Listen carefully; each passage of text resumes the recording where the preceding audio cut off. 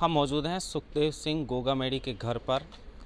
ये वही मकान है जहां पर इस घटनाक्रम को अंजाम दिया गया था और उस समय इनकी पत्नी सपना यहां पर मौजूद थी। हम सपना से बातचीत करेंगे कि कितने बजे और इन्होंने उस दिन क्या क्या देखा और इन्होंने कौन सा कदम जो है वो पता चलने के बाद उठाया।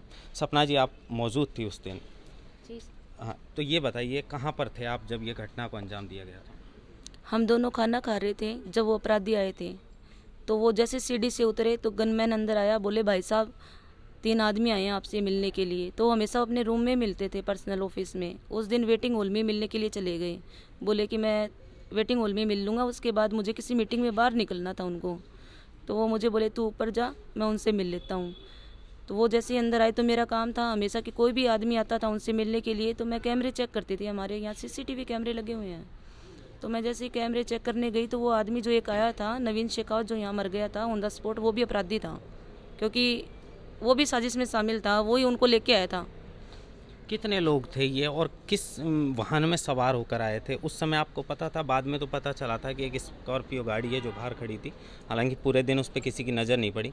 तो आपको क्या पता था किस में वो सवार होकर आए थे? जी पता तो हम सबको ही पता था कि स्कॉर्पियो में आए थे वो, क्योंकि कैमरे में देख लिया था ना, बता रहे हैं ना। अच्छा। क्योंकि कैमरे में, क्योंकि हमारी खुद की गाड़ी खड़ी थी, उसके अलावा यही गाड़ी खड़ी थी, तो पता था कि इस गाड़ी में आए हैं।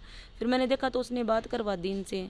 तो वो बात करके वो आराम से बैठ गए। मैं मेरे रूम में चली गई, दूसरे मेरे पर्सनल रूम में जहाँ कैमरे नहीं है, वहाँ जाके मैं सो गई थी।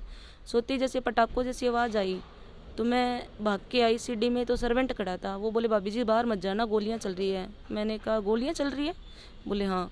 फिर जैसे मैं बाहर आई, जहाँ वेटिंग हॉल था, उस वो शीशे का गेट लगा हुआ था, उस पर लॉक वगैरह भी हैं हमारे।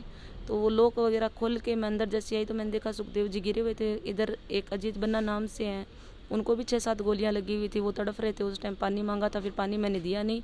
उन दोनों को लेके मैंने स्कॉर्पियो में, जहाँ हमारे सामने काम चल रहा है मकान का, उन मज़दूरों को से रिक्वेस्ट की मैंने हाथ जोड़ के। सुखदेव जी को डिग्गी में पीछे गाड़ी में लेटाया, बीच में अजीत बन्ना को, फिर आगे मैं बैठ के, और करनी सेना के एक विक्रम जी अरट हैं, उनको लेके गाड़ी लेके मैं मेट्रो मास हॉस्पिटल इनको लेके गई थी। इनको मैं ही लेके गई थी उस टाइम। यही हुआ था उस इनके टाइम। सुरक्षा के लिए जो सुरक्षाकर्मी है, कितने सुरक्षाकर्मी हमेशा तैनात रहते थे? हमेशा 4 रहते थे यहाँ गनमैन। 11 साल से तो मैं देख रही हूँ, 11 साल। उस दिन कितने सुरक्षाकर्मी उस थे? दिन 2 ही थे सर, क्योंकि 2 छुट्टी पे थे। क्योंकि अभी जैसे कि आपको पता है इलेक्शन गए थे तो हथियार लोगों के जमा हो गए थे, कुछ लोगों के, तो वो हथियार जमा थे 2 गनमैनों के, तो वो नहीं आ पाए।